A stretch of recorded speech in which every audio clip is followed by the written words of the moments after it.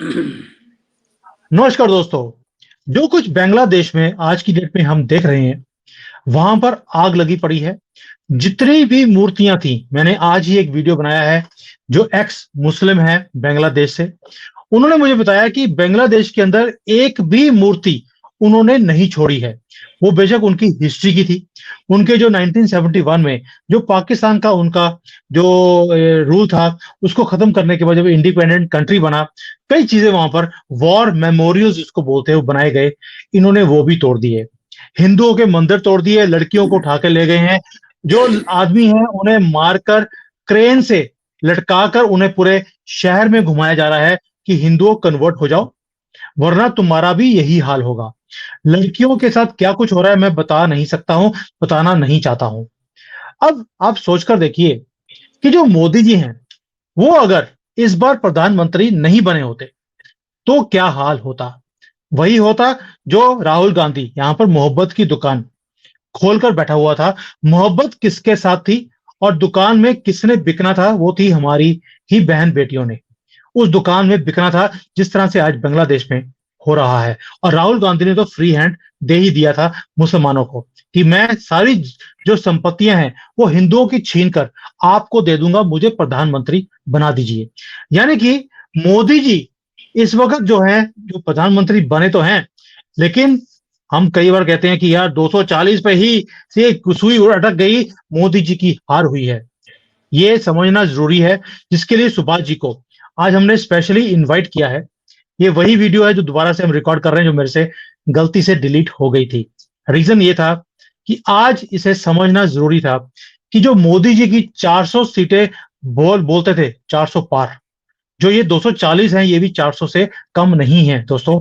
दुनिया की कोई ऐसी ताकत नहीं थी जो मोदी जी को हराने में ना लगी हो। शेख हसीना को एक दो ताकतों ने हल्का सा हिलाने की कोशिश करी, देश छोड़कर भागना पड़ा। मोदी जी ने इस देश को बचाया भी, हिंदुओं को भी बचा के रखा है। और कई लोगों ने मुझे बोला, मोदी जी ने हिंदुओं के लिए किया ही क्या है।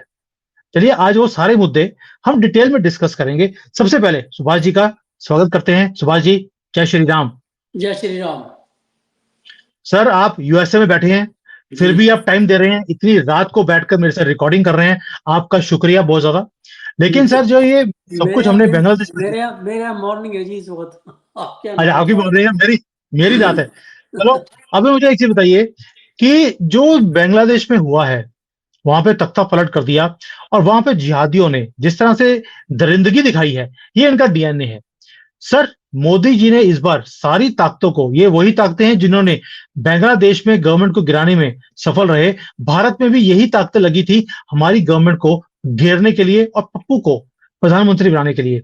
सर, आपको नहीं लगता कि आज लोगों का पर्दाफाश होना चाहिए, दिमाग के ऊपर जो पर्दे लपड़े हुए हैं कि मोदी जी की हार है, हिंदुओं ने हरा दिया, हिंदुओं के लिए कुछ किया नहीं। इनको समझाना जरूरी है सर कि मोदी जी की जो जीत है वो कितनी बड़ी है। ऐसा है सुमित जी, ये विषय काफी दिन से चल रहा है और लोग सवाल उठाते हैं कि जी सीटें कम हो गई, सीटें कम हो गई।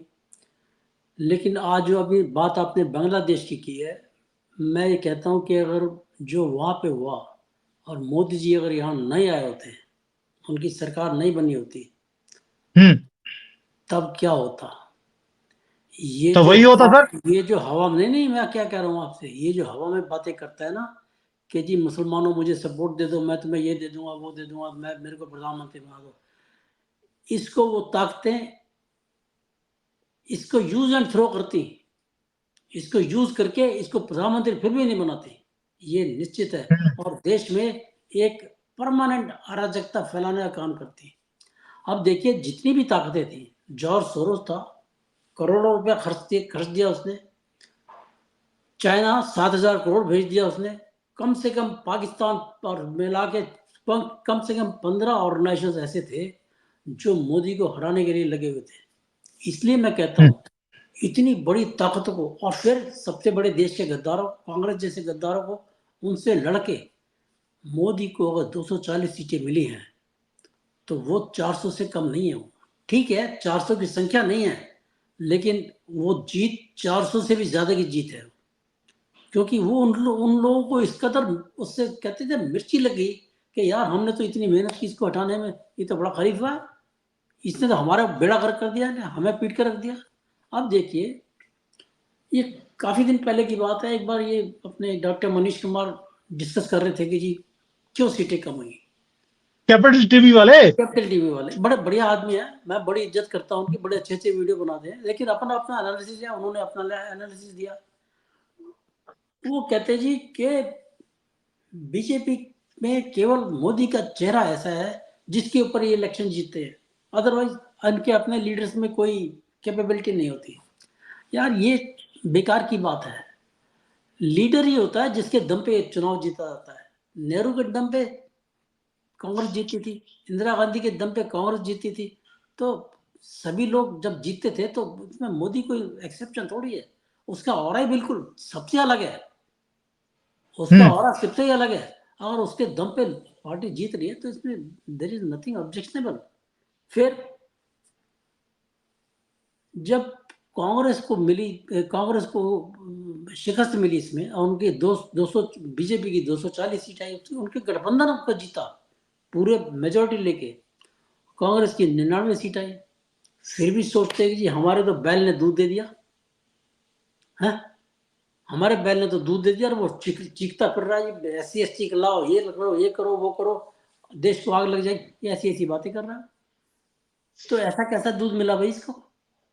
फिर एक बात और कही गई कि जो कमी दिखाई दी, मेरा कहना है, आप भी इस चीज से एग्री करेंगे, कि जब कोई जीत हासिल होती है तो उसमें जो आदमी की कमियां होती है ना, वो भी छुप जाती हैं, कोई उनके तरफ ध्यान नहीं देता।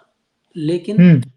अगर हार हो गई या बीजेपी की तरफ सीटें कम हो गई, तो जो कमी नहीं है, जो अच्छाई है, सॉरी, जो अच्छाई है, वो उसके अंदर भी कमियां निकाल दी जाती हैं, उसके बिल्कुल अंदर भी ठीक है। कमी। ये फैक्ट है, ये मतलब कहता है कि ये ह्यूमन नेचर है ये।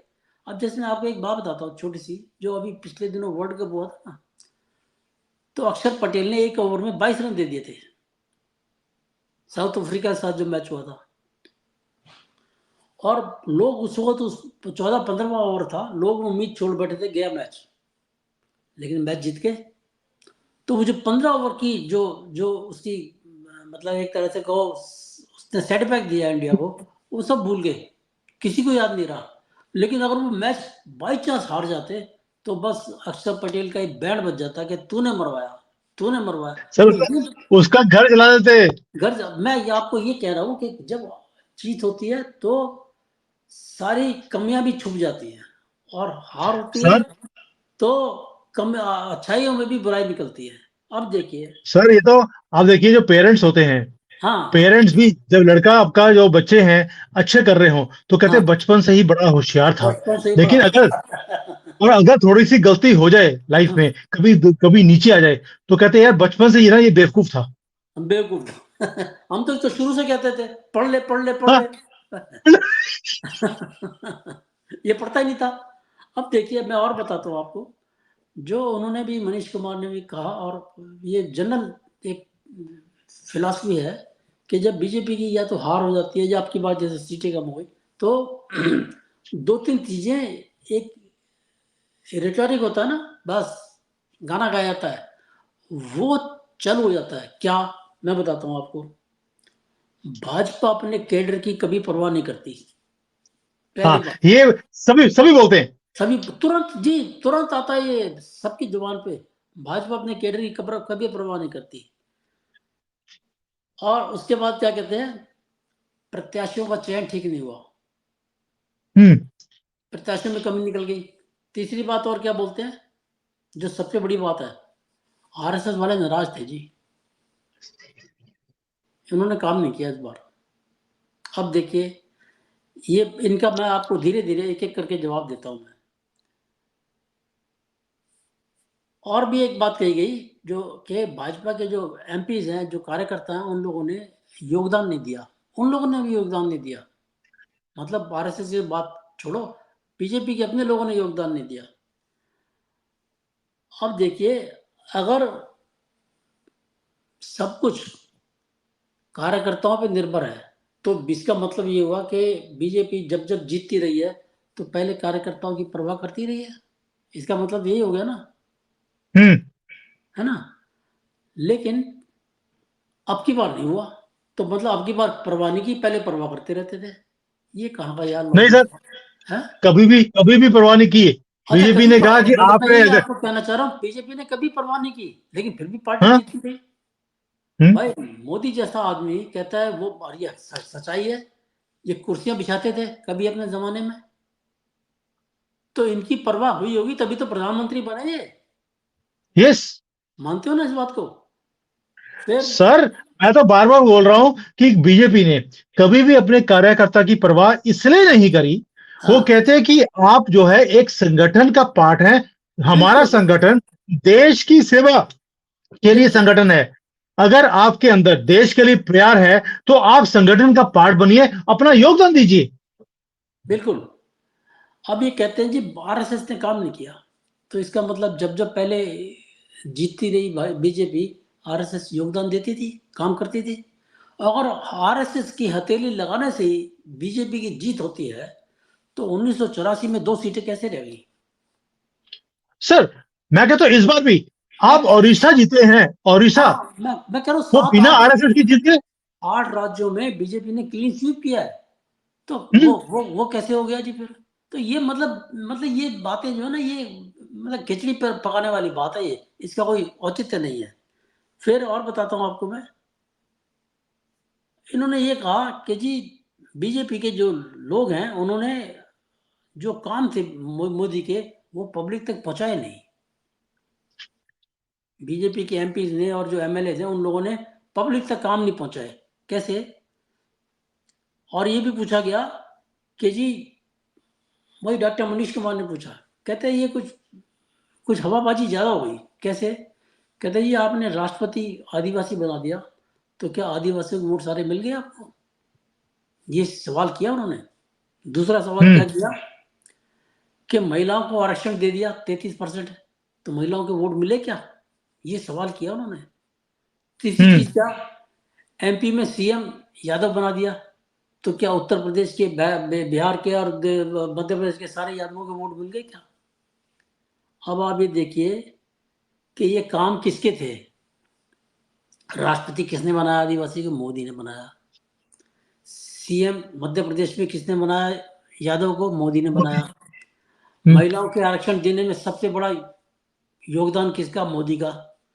तो आप इन चीजों को कह रहे हो कि ये इनके होने से भी आपको वोटें नहीं मिली, तो आप क्या मोदी के ऊपर सीधा उंगली उठा रहे हो कि मोदी ने गलती की।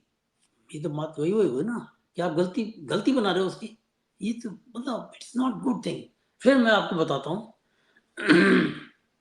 कहता जी जातिवाद में फंस गए। भाई जातिवाद में क्या फंस गए। मुलायम सिंह यादव अगर एक छोटी जाति के आदमी को खड़ा करेगा, तो वहां पे क्या बीजेपी अपर कास्ट को खड़ा कर देगी, ऐसा कैसे हो सकता है। हम्म, विपक्ष तो पूरा जातिवाद में फंसा रहे, तुम साधु संत बन जाओ, ऐसे कैसे हो सकता है। फिर हम्म, अब देखिए जी जरूरत से ज्यादा कमेंट निकाल रहे हैं। कहते हैं जी 30 से 35% वोट मुसलमानों के काम जो योजनाओं के लाभ उनको मिले, उनका वोट मिला क्या। अरे भाई 30-35% वोट काम उनके लिए मतलब फायदा मिला उनको, तो 65% हिंदुओं को भी मिला फायदा, हम्म, उन्होंने क्यों नहीं वोट दिया। 31 करोड़ लोगों ने वोट नहीं दिया, हिंदुओं ने। तो कोई कंपैरिजन नहीं बिल्कुल है, ये कोई कंपैरिजन नहीं कंपैरिजन नहीं है, कोई है। तुकबंदी नहीं है। मनीष कुमार की जो है कैपिटल टीवी मुसलमानों वाला को तो बहुत, मुसलमानों को तो पक्का एक मतलब एक लकीर खींची हुई है, हमने वोट देना नहीं, चाहे मोदी हमारे लिए सर काट के दे दे। एक पाकिस्तान के कोई जर्नलिस्ट है बड़े, मैं नाम बोल रहा हूं उनका, उन्होंने एक बार कहा था, कहते हैं कि अगर मोदी जैसा नेता हमको मिल जाता ना, तो यहाँ तो पाकिस्तान का बेड़ा पार हो जाता बिल्कुल। और हम उसको उसको कोई गाली देने वाला नहीं होता यहाँ पर, तो यहाँ तो गाली दिए बिना रहते नहीं लोग। फिर आपको मैं बताता हूँ कि एक महिला जो दूर दराज से पानी भर के लाती थी, उसके घर में नल से जल पहुंच गया, क्या ये बात उसको जाके कोई बीजेपी बीजेपी का एमपी बताएगा। क्या उसको खुद पता नहीं है। मैं आपको हम्म, एग्जांपल दे रहा हूं मैं। एक यस, महिला के घर में जो जो लकड़ियां काट के लाई जाती थी और चूल्हे में खाना बनाती थी, वो लेडी को अगर गैस कनेक्शन मिल गया तो ये बात उसको जाके कोई बताएगा कि भाई मोदी ने तेरे को दिया है? उसको पता, खुद भी पता होना चाहिए।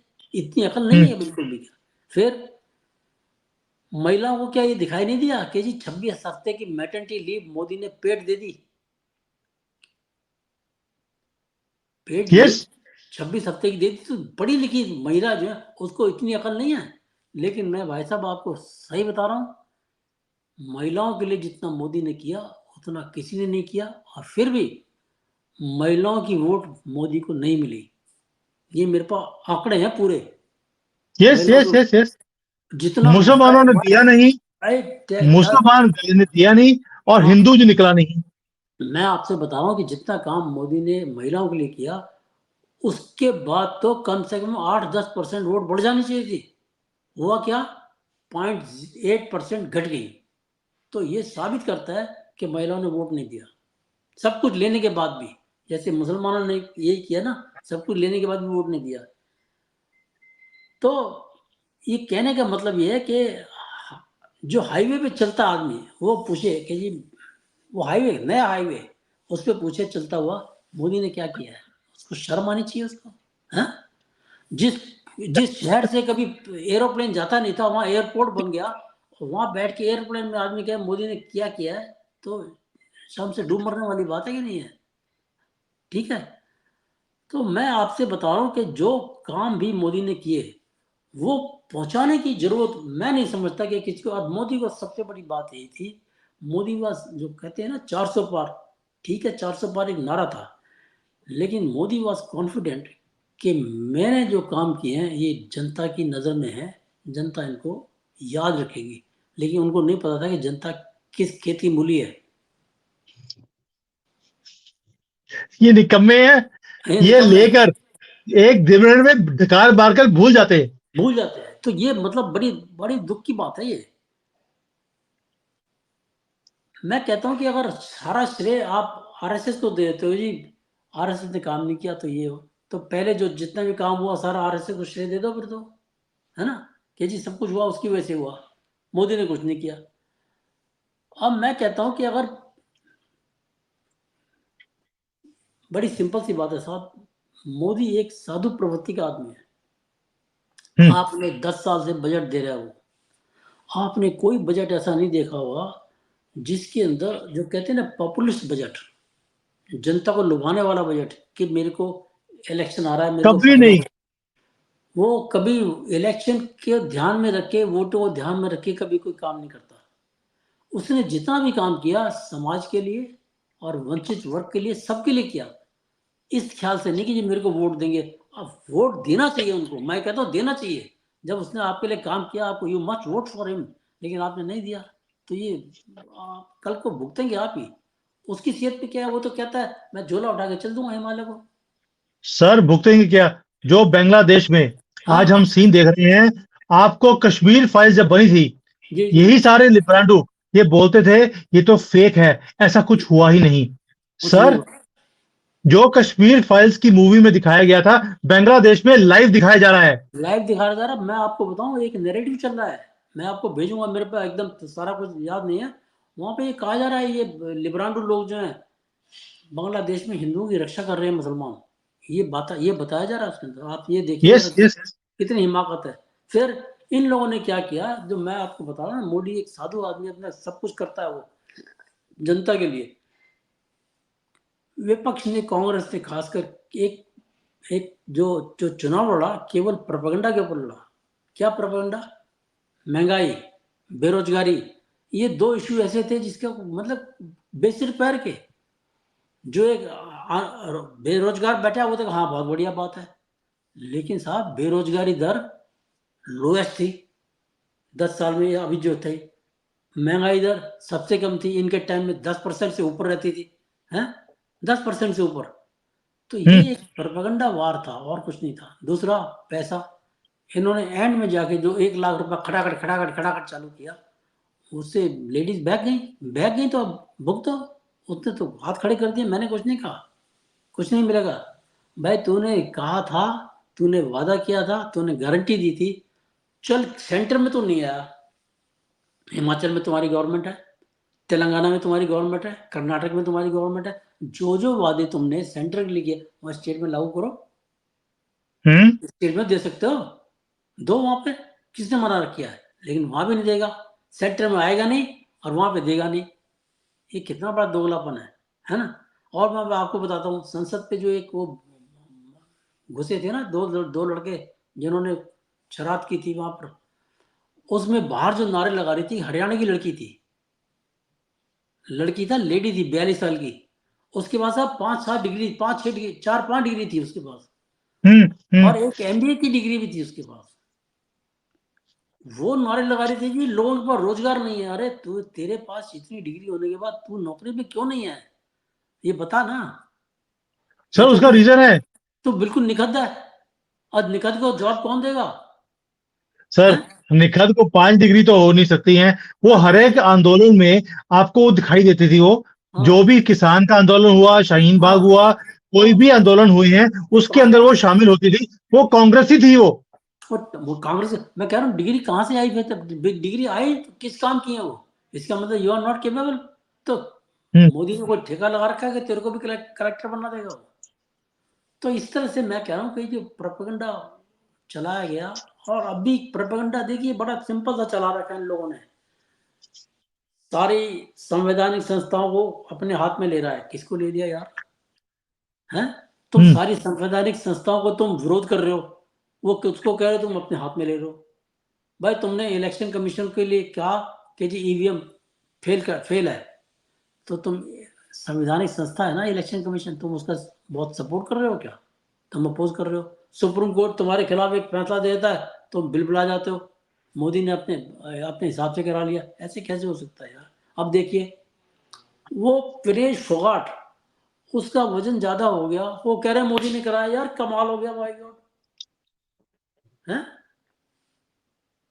100 ग्राम वेट ज्यादा हो गया क्योंकि मोदी जी ने करा दिया। उन्होंने डिस्क्वालीफाई किया। डिस्क्वालीफाई करने वाले मोदी के आदमी है क्या? आप सोचो सही बात है। वाई मोदी जिम्मेदार है। प्रोपेगेंडा चला रखा है, और कह रहा है एक आदमी, पता नहीं मैं नाम बोल रहा हूँ किसने वाला, उसको भारत रत्न देना चाहिए। कमाल हो गया यार। और कह रहा है वो इसका हुड्डा हुड्डा हुड्डा का लड़का कहता है राज्यसभा में एक सीट वेकेंट है खिलाड़ियों के लिए, वो सीट मोदी को चाहिए, उसको दे दे। यार तुम आदमी हो, गंचक करो। घंचक्कर ही है सर। आज भी तो ये है ही नहीं है। ये अपोजिशन वाले जितने भी हैं, ये सिर्फ देशद्रोह में और आग लगाने के लिए। सर हर प्रोपेगेंडा सिर्फ ये है कि जो बांग्लादेश में हुआ है, अगर भारत में किसी तरीके से हो जाए, यहाँ पे हो जाए एएसएपी फटाफट। यस वो कहते ना, वो जो फटाफट पैसे दे रहा था, कह रहे फटाफट ये दंगा हो जाए बस। लेकिन सर ये देखिए मैं मैं आपको दिखाता हूँ। हाँ, ये लिब्रांडो जो है, उन्होंने बोलना शुरू कर दिया है कि जैसे बांग्लादेश में हुआ है, वैसे ही भारत के अंदर जो इलेक्शंस हैं वो रिग्ड थे, और यहां पर भी ऐसे ही डेमोक्रेटिक वे से, जैसे बांग्लादेश ने गवर्नमेंट गिरी है डेमोक्रेटिक वे से, यानी कि वहां पे जो दंगे हुए हैं वो एक डेमोक्रेटिक प्रोसेस है, वैसा ही काम अब भारत में होना चाहिए। ये भी एक फैसिस्ट गवर्नमेंट है, डिक्टेटर वाली गवर्नमेंट है, धांधली कर ये प्रधानमंत्री बना है, इसको भी वैसे ही उतारना है जैसे शेख हसीना को किया है। अगर वो धांधली करके आता ना साहब, तो फिर मैं वही बात कहता हूँ। मैं अभी ये कह रहा हूँ ना, ये 400 सीटों से कम नहीं है, 240 सीट, फिर वो 400 सीट से ही आता। अगर धांधली करके आता ना, फिर वो 400 सीट से ही आता फिर वो। और तुम वो 99 नहीं, 9 पे होते, 9 पे, 9 पे। सर आप देखिए, ये देखिए, ये दूसरी है ना, ये फटी हुई शेरवानी, अरफात खानूम फटी हुई शेरवानी, यार इसको इसने क्या बोल दिया? इसको तो मैं कहता हूँ अफगानिस्तान भेज दो, इसको सारा इस्लाम पता सही चल बात जाएगा वहां पर। सर, इसने भी क्या बोल दिया कि वहां पर जो एक डेमोक्रेटिक प्रोसेस से वहां पर एक डिक्टेटर की गवर्नमेंट को उतारा गया है, हिंदुओं को तकलीफ क्या है? ये तो ऐसा ही होता है डेमोक्रेसी में, और ये हिंदू है, इन्हें डेमोक्रेटिक वैल्यू से कोई मतलब नहीं है। यानी कि कल को ये जो पिद्दी के बिस्किट खाने वाली ये फटी हुई शेरवानी, ये जब पप्पू, ये इसका जो पप्पी है पप्पू, उसको जब जेल में डाला जाएगा क्योंकि उसने जो देश को बेच के खाया है, तब ये बोलेंगे ये तो अनडेमोक्रेटिक है। अगर सुप्रीम कोर्ट ने रूलिंग दे दिया कि जितने इलीगल कॉकरोच हमारे देश में रहते हैं, इन्हें पकड़ पकड़ के उसी कूड़े के ढेर में वापस भेजो जहां से वो निकल कर आए हैं, तो ये इनको अनडेमोक्रेटिक लगेगा। लेकिन जो बांग्लादेश में हो रहा है वो वो ठीक है, इनको डेमोक्रेटिक लगता है। वो डेमोक्रेटिक। अरे साहब, अमेरिका, ब्रिटेन और कई यूरोपियन कंट्रीज हैं, वो कह रहे हैं कि democratic protest should be allowed. वो वहां पे अभी भी ये बात कर रहे हैं, ये डेमोक्रेटिक प्रोटेस्ट है जी। इसको अगर अमेरिका, ये ब्रिटेन वगैरह, ये तो इनकी तो ये हालत है कि अपने ऊपर जब आती है ना, तब इनकी हालत खराब होती है। जो पिछले दिनों आपने हम्म। देखा होगा, पिछले दिनों आपने देखा होगा, जो फिलिस्तीन के लिए उसकी यूनिवर्सिटीज में दंगे हुए, उन्होंने उसको हाँ। पुलिस के डंडे से कुचला था, पुलिस के डंडे से 2000 लोगों को अरेस्ट किया था। फिर कनाडा में ट्रक ड्राइवर्स के हड़ताल को क्या किया था उसने, क्रश डंडे के कर दिया जोर उसने भी। से है। और यहाँ पे हमारे किसान आंदोलन को कहते थे इनको आंदोलन करने दो उनको, है। हम्म। हम्म। यही ब्रिटेन वालों की हालत थी। इन्होंने, इनकी हालत क्या हुई है, इनकी हालत तो भाई साहब अभी कगार पे बैठे हैं टूट की, ब्रेक होने की। तो यस। जब इनके ऊपर बनती है तो कहते हैं कि नहीं नहीं, ये तो हमारे डेमोक्रेटिक वे में तो काम होना चाहिए, तुम्हारे हाथ जो मर्जी दो, तुम्हें हमें ये ज्ञान देते रहेंगे, फैलते रहेंगे ज्ञान को। ये कोई मैं तरीका है? आज ये फटी हुई शेरवानी जो है ना, लिब्रांडो, फटी हुई शेरवानी, इनसे क्वेश्चन पूछता हूं, बड़ा ही मजेदार है। चीन ने आज ही एक हाँ इन्होंने हाँ हाँ, फैसला बड़ी सुना दिया बहुत बहुत बढ़िया खबर है। कि मुसलमान जो हैं अगर वो जब तक बच्चा पैदा करना चाहते हैं हमसे तो पूछ के सरकार से उन्हें परमिशन लेनी पड़ेगी। लिखत में और हाँ, लिखत में परमिशन टॉप से आएगी, यानी कि शी जिनपिंग उनकी तो फाइल के ऊपर तो साइन करेंगे तो कि क्या जिहादी इस देश में पैदा हो सकता है या हाँ, नहीं हो सकता। नहीं तो बच्चे अरफा क्या, शेरवानी, फटी हुई हाँ, शेरवानी पूछेगी क्या नहीं नहीं, मैं कि क्या भाई कह रहा इसका हूँ, क्या। इसका मतलब क्या हुआ कि जिनपिंग जो है वो अल्लाह मियाँ बन गया। वो कहते हैं ना, सर अल्लाह का भी, अल्लाह की मेहरबानी जो है हाँ वो इधर भी चाइना में नहीं आती है। हाँ, क्यों नहीं आती। वो कहते हैं ना अल्लाह की देन है बच्चे, तो वो अब अल्लाह की देन है, वो जिनपिंग अल्लाह बन गया, अब कह रहा मैं दूंगा बच्चे तुम्हें। हाँ, शी जिनपिंग ही अल्लाह है। उसकी परमिशन से वो कहता है टेस्ट भी वही करूंगा कि ये बच्चा पैदा करने वाली लायक भी है कि नहीं है। तो ये तो हालत है वहां पर। मजा आ और गया। अब फटी हुई शेरवानी अब नहीं बोलेगी, क्योंकि अब नहीं वहां पर भी तो बोले। सर सर डेमोक्रेटिक वे से हो मैं रहा है। तो इसको बहुत पहले लिखा था इसके लिए कि इसको तो ज्यादा नहीं, 1 महीना अफगानिस्तान में रह के आए, हम्म। सारी नजाकत भूल जाएगी। इसको पता चल सर जाएगा कि इस्लाम क्या है, शरिया क्या है, सब कुछ पता चल जाएगा इसको वहां पर। ओ सर, एक महीने में अच्छी तरह से हलाला करवा कर आएगी ये। बस बस बस बस बस। एक यार, वही वाली बात है, 9 साल की उम्र में कहते हैं कि बच्ची शादी कर लो, और ये बैठी 42 साल की। चलो सर, इसके इसका तो मुंह लगने की जरूरत नहीं है, फटी हुई ये जरूरत शेरवानी नहीं। पहले ही है, आपको तो समझते हैं। अब फटी हुई शेरवानी को हमें और मैं सिलना नहीं चाहिए। अभी ये पहले बात करते हैं कि जो ये मोदी जी का बार बार हम लोगों को याद दिलाने की कोशिश कर रहे हैं, दो चीजें। जो सुभाष जी का मैटर है मैं समझ गया हूं। वो ये कह रहे हैं कि एक जो बांग्लादेश में हुआ, अगर मोदी जी नहीं होते हाँ, तो ये 4 जून की रात को यहां पर भी ये काम बिल्कुल शुरू हो गया होता। बिल्कुल निश्चित रूप से हो गया होता, पहली बात ये। अगर इनकी सरकार नहीं बनी होती तो। हाँ, दूसरा, जो अगर जो मोदी जी इस बार 240 लेकर आए भी हैं, वो 400 से कम नहीं है। और एक प्रोपेगेंडा जो चल रहा है पूरे मीडिया के अंदर कि आरएसएस की लड़ाई होगी मोदी जी के साथ, उन्होंने इनको तानाशाह बोलना शुरू कर दिया। अमित शाह की लड़ाई होगी योगी के साथ, आरएसएस ने सपोर्ट नहीं किया, कार्यकर्ता निकम्मा था, एमपी निकम्मे थे, हिंदू बाहर नहीं निकले। यानी कि हर चीज के लिए उन्होंने जिसको बोलते हैं कीड़े डालने शुरू कर दिए, ये नैरेटिव बनाना शुरू कर दिया कि मोदी की जो पॉपुलैरिटी है वो कम हो गई है, मोदी मैजिक काम नहीं किया है, और मोदी जी की ये बहुत बड़ी हार है। यही समझाने की कोशिश कर रहे हैं सर। जी, मैं आपको एक और नई बात बता रहा हूँ, बिल्कुल लेटेस्ट है। कल ही डेटा आया, वो कौन सी ऑर्गेनाइजेशन है अमेरिका की जो हर 2 महीने के बाद देती है पॉपुलैरिटी, वर्ल्ड की पॉपुलैरिटी। उसमें आज भी इलेक्शन, चाहे सीटें कम हो गई, उसके बाद भी मोदी की पॉपुलैरिटी जो दिखाई है उसने टॉप पे दिखाई है, वर्ल्ड में 69% है। कर लो बात। तुम कहते हो डिक्टेटर सही है, बात। अरे डिक्टेटर तो 69% लोग कैसे पसंद कर रहे हैं उसको। डिक्टेटर है, तुम्हारी नजर में है वो, ये हाँ तुम्हारी नजर में है। सर, मैं कहता हूं जिस दिन शी जिनपिंग वाला फॉर्मूला भारत में इंप्लीमेंट हो गया, उस मेरे दिन को पता लगेगा इनको कि मेरे को डिक्टेटरशिप क्या होती है।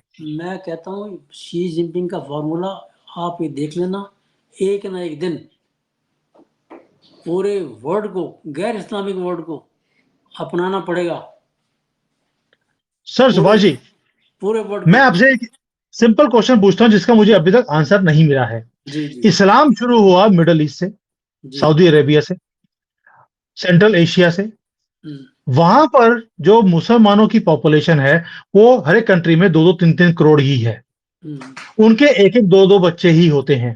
जी। जहां से इस्लाम शुरू हुआ, वहां पर अल्लाह की मेहरबानी नहीं होती। ये हम्म, सारी मेहरबानी आपको इंडियन सब कॉन्टिनेंट में ही क्यों दिखती है? पता नहीं जी, इसका तो जवाब मुसलमान ही देंगे। और मैं आपको और बात बता रहा हूँ, मैंने ना एक आर्टिकल में पूरा डेटा दिया था, 17-18 लोगों के मैंने, हिंदुस्तान के जो टॉप लीडर्स हैं उनके बारे में पूरा डेटा निकाला था। मैं आपको कहीं से ढूंढूंगा, बड़ा ढूंढना पड़ेगा साहब। उनकी सबकी एक एक बीवी, एक एक बीवी, बच्चे भी किसी के एक, किसी के दो, किसी के तीन। भाई ये तुम्हारा वैसे ही है जिसकी बीवी तो एक है, 6 बच्चे हैं। और एक अपना वो जो असम का लीडर है, ऑल इंडिया क्या है, यूनाइटेड फ्रंट कौन सा है उसका, जो है अजमल अजमल यस। खान, उसके शायद 6-7 बच्चे हैं, बीवी एक ही है उसकी। इनकी तो खुद की तो सबकी एक एक बीवियां होती हैं, और उनके 4-4 को कहते हैं नहीं ठीक है, वो ठीक है। यार वो जो खिला नहीं सकता, तुम तो खिला सकते हो, तुम्हारे पास इतना पैसा है, तुम्हारी 4 क्यों नहीं है? तो ये हम्म। कितना दोगलापन है लोगों का, इज सरप्राइजिंग। और लोग, इट इज। जो जो लोग मुस्लिम हैं, ये वो इस चीज को समझते नहीं है। नो नो नो, उनको समझाया गया है कि हाँ। अगर तुम अपने नंबर्स को इंक्रीज करोगे तो हम इस कंट्री के ऊपर कब्जा कर लेंगे। इस कंट्री के ऊपर पहला हक तुम्हारा होगा, और अरे तुम्हें कोई काम करने की जरूरत नहीं है। तुम्हारे जो बच्चे हैं वो हाँ, हिंदुओं के घरों में रहेंगे, उनके जो बच्चे होंगे हिंदुओं के, वो आपके घर में नौकर होंगे, जिस तरह से हमने कश्मीर में किया था। इस इस सपने में वो पूरी उम्र निकाल देता है बच्चे पैदा करने में। हाँ, वो इतने मतलब सैकड़ों साल हो गए इसी उम्मीद में जी रहे हैं वो लोग। हाँ, हैं? तो वो गधे होते हैं, वो गधों वाली बात ही उनको समझ आती है। आपने कभी भी गधों को घोड़े के पीछे चलते हुए नहीं देखा होगा। ना ना। हिंदू हमेशा ही अपने नाम पर जीता है, हाँ, अपने नाम पर दुकान खोलता है। वो कभी भी इन कमीनों के नाम के ऊपर अपनी दुकान रखना भी पसंद नहीं करता, उन्हें गाली लगती है। लेकिन मुसलमान हमेशा बेचारे शर्म के मारे मुंह छुपाकर अपने नाम के ऊपर वो अपनी दुकान भी खोलते नहीं है। सर, इतनी शर्म आती है बताते हुए कि हम गलती से मुसलमान बन गए थे। तो सर ये बात फिर ये लोग माने ना, क्या हम हिंदुओं की वजह से ही जी रहे हैं फिर? बिल्कुल जी रहे हैं सर। और आज की जो खबर है, आज की, वो ये थी कि अभी अभी जो छापे पर डाले हैं गुजरात के अंदर, राजस्थान के अंदर जो हाईवेज हाँ, के ऊपर ढाबे होते हैं, वो वहां पर इन्होंने पकड़ा है। उसके अंदर वो 40 नपुंसक बनाने की, 40 नपुंसक 40 बनाने, ढाबे, 40 ढाबे हाँ, हैं। उसमें मेडिसिन मिक्स की जाती है ताकि हाँ, जब हिंदू आए उसे जो खाना खिलाते हैं तो लोग नपुंसक बन रहे हैं, बच्चे ही बिल्कुल पैदा ना कर सकें। बिल्कुल, ये ये तो पुलिस। हालत है। और आज एक डॉक्टर पकड़ा गया है हम्म, जिसने 2000 से ज्यादा जो लेडीज हैं उनके पेट में ही बच्चों को मार दिया क्योंकि वो हिंदुओं के बच्चे थे। ये बताओ। तो इनकी डीएनए है। तो ये जो सारा चीजें हैं, आज लोगों को समझना पड़ेगा कि अगर मोदी नहीं आए होते, अभी तो मोदी हैं तो ये कुछ हो रहा है, अगर मोदी नहीं आए होते तो जो बांग्लादेश में आप कश्मीर फाइल्स एक्चुअली होते देख रहे हो, बिल्कुल ये बिल्कुल। आपके घरों में भी होता, पूरे भारत में भी होता। ये सीटें 400 से कम नहीं है। आपको सुरक्षित पिछले 10 सालों में रखा है। अगर आप बोलते हैं कि हिंदुओं के लिए क्या किया, तो सबसे बड़ा काम यह किया कि सनातन को बचा के रखा, बचा के जो कि रखा। कांग्रेस कांग्रेस ने पिछले अगले 10 सालों में खत्म कर देना था, जो मोदी जी ने बचा लिया। आपको राम का मंदिर दे दिया, तरक्की कर दी। आप गर्व से बोलना शुरू कर दिया आपने, हम हिंदुस्तानी हैं। जय श्री राम के नारे अब लगते हैं। 2014 से पहले आपने कभी लगाए? कभी हिम्मत करी लगाने की? कभी आज आपने या हमने ये वीडियो जो बना रहे हैं हम आज की डेट में, ये बनाने की भी हिम्मत नहीं थी। मैं तो दुश्मन कंट्री में बैठा हूं, जहां से बैठकर इस वीडियोस को बना रहा हूं। ये हिम्मत मोदी जी के आने के बाद ही आई है, पहले किसी के अंदर हिम्मत भी नहीं थी। बिल्कुल तो बिल्कुल। ये सारा कुछ है जो मोदी जी ने किया है सर। केवल एक आदमी को, हर आदमी को ये ख्याल करना चाहिए कि जिसने आपके लिए कुछ किया है ना, उसका एहसान जरूर मानो। आप उसको उसके उससे ताल्लुक बेशक मत रखो, लेकिन आप उसके एहसान को हमेशा याद रखो, दिल ही दिल याद रखो कि यस। हाँ, इसने मेरी मदद की थी, इसने मेरे लिए ये किया, इसकी वजह से मैं आज ये हूँ, इसकी वजह से मेरे को सब कुछ मिला। ये याद रखना चाहिए, जिसे कहते हैं ना शुक्राना, शुक्राना वेदन। जैसे भगवान से हम ले तो सब कुछ लेते हैं, जरा एक छोटी सी कमी लगे कि जी हमारे साथ ये नहीं हुआ, यार कैसा भगवान है, हमारे परवाह ही नहीं की उसने। जबकि सही बात यह है कि जो कुछ वो देता है सब कुछ उसी का दिया हुआ है, उसको हमें रोज शुक्राना भेजना चाहिए, हाथ जोड़ना चाहिए कि भाई आपने जो दिया बहुत अच्छा दिया। इसी तरह जो मोदी ने आपको दिया, आप उसको याद जरूर रखिए। उसने आपको देश को सुरक्षा दी है। भाई साहब, मैं आपको सबसे बड़ी बात बता रहा हूँ कि 10 साल में कम से कम 10 लाख करोड़ रुपया मोदी ने आर्म एम्यूनिशन और पूरी तरह देश को सुरक्षित करने में किया है। उसकी वजह से आज चाइना भी सीधा पंगा लेने की हिम्मत नहीं करता। यस, बिल्कुल सही बात है। और बिल्कुल नहीं करेगा। पाकिस्तान की सिट्टी बिट्टी गुल की हुई है। बिल्कुल। चाइना की हालत खराब है। उसे मालूम है कि कभी भी अगर मोदी जी का दिमाग खराब हो गया, ये चाइना खराब खत्म कर देंगे। सर जी, मेरे को बोलना नहीं चाहिए, लेकिन ये भी एक हकीकत है कि अगर सिचुएशन बांग्लादेश में आउट ऑफ कंट्रोल हुई तो हिंदुस्तान अपने तरीके से उनको सीधा कर लेगा। फिर वो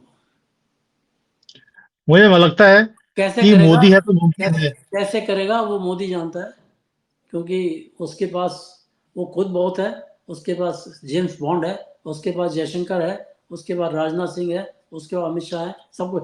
आपको एक बड़ी बहुत मोटी बात बता रहा हूँ, आप ताज्जुब करोगे। आप बंगाल फुल ऑफ बांग्लादेशीज है। सारे भाग के वहां पे पता नहीं कितने बांग्लादेशी रहते हैं बांग्लादेश में, बंगाल में। बांग्लादेश में आतंक मचा हुआ है इस वक्त, लेकिन बंगाल का मुसलमान जो बांग्लादेशी मुसलमान है चुप बैठा है। सोचो क्यों? हम्म, क्यों? वो इसलिए कि जो मैं आप कोरिलेट कर रहा हूँ कि जो ममता ने उस दिन कहा था, जो सेंटर कहेगा हम वो मानेंगे। वरना बांग्लादेश में इसका इस कदर तांडव हो रहा हो और यहाँ के बांग्लादेश वो जो बैठे हैं बंगाल में वो चुप बैठे हैं, ऐसा कैसे हो सकता है? इनको, मुझे लगता है इनको इशारा दे दिया गया है कि तुमने कुछ शरारत की तो तुम्हारा तिया पाचा कर दिया जाएगा। तो डिपोर्ट हो जाओगे। सर मुझे लगता है कि कहीं ना कहीं बांग्लादेश में जो कम्युनिस्ट लोग थे, जो हिंदू थे, जो हाँ। मुसलमानों को सपोर्ट कर रहे थे, आज उनके घरों को जलाया गया है। हाँ। उनकी औरतों को पकड़ के रेप किया गया है। ममता बनर्जी को दिख गया कि दिख अगर गया। मैं ऐसे ही काम करती गई, कल को मेरे साथ भी यही होगा, चौराहे पर खड़े होकर होगा। बिल्कुल बिल्कुल, उसको उसको ये दिखाई दे दिया कि हसीना तो मुसलमान थी, उसके साथ हो हम्म। गया, मैं तो काफिर हूं, मेरे साथ तो पहले हो जाए। चलो, ये सर ममता बनर्जी है कि बानो है, उसको हलाला कराने का शौक हो, तो ये तो जिहादी जो है हमेशा ही रेडी रेडी रहते हैं हलाला करवाने के लिए और करने के लिए भी। तो इनका, ममता बनर्जी को अकल अगर आ गई हो, चलिए अगर अब। अब ममता बनर्जी को अकल आ हाँ। गई हो, तो ये और हमारे देश के लिए बड़ा ही अच्छा है। हाँ, अब चलिए बस हम एंड करते हैं इस बात से कि इट्स ए बेटर कि वी आर हैविंग मोदी। हमें भगवान का वरदान मिला हुआ है और हम ये आशा करें कि सब कुछ भारत में ठीक ठाक रहे।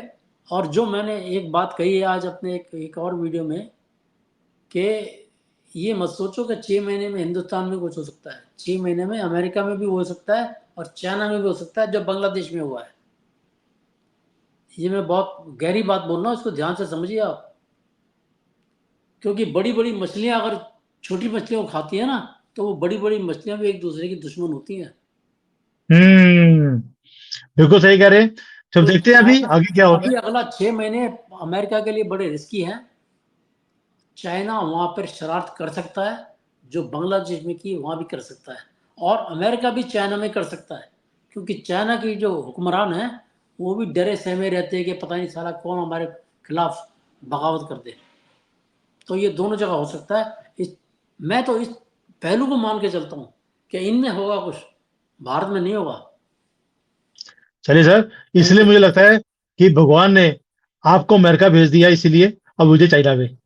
तो हम भी पूरी नजर बना के रखेंगे और इसको डिस्कस भी करेंगे जब भी कुछ होगा, कुछ भी अंदर की बातें निकलेंगी तो we will discuss that also. Thank you sir, thank you. आपने टाइम दिया। Thank you. जय श्री राम। जय श्री राम। नमस्कार। भारत माता की जय। भारत माता की जय।